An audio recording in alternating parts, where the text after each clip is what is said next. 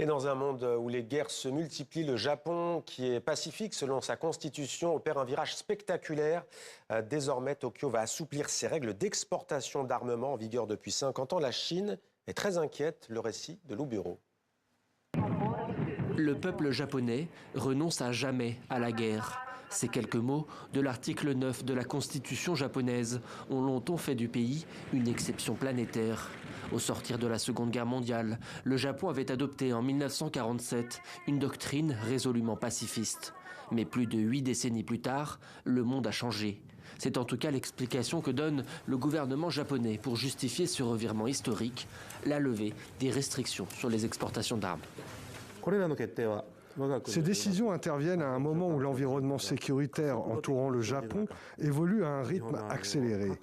Elles visent à contribuer à assurer la sécurité du Japon tout en renforçant la paix et la stabilité dans la région et au sein de la communauté internationale.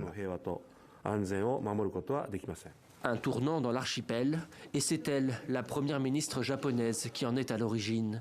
Sanae Takaichi veut pouvoir exporter des navires de guerre, des missiles et d'autres armements pour faire de son industrie de défense un moteur de croissance économique, à l'image de la Corée du Sud voisine.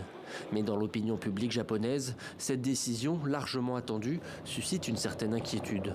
Je comprends l'idée de devoir riposter et se défendre, mais j'espère que le Japon, en tant que seul pays à avoir jamais subi une bombe atomique, continuera à défendre sa position en faveur du désarmement et contre la guerre.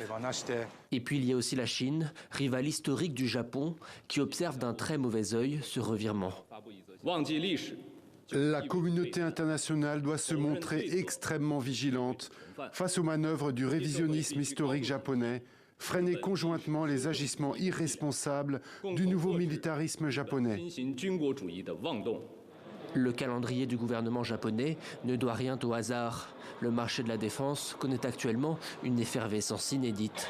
En l'espace de quelques années, les flux d'armes ont bondi de plus de 10% dans le monde, notamment depuis l'invasion de l'Ukraine par la Russie.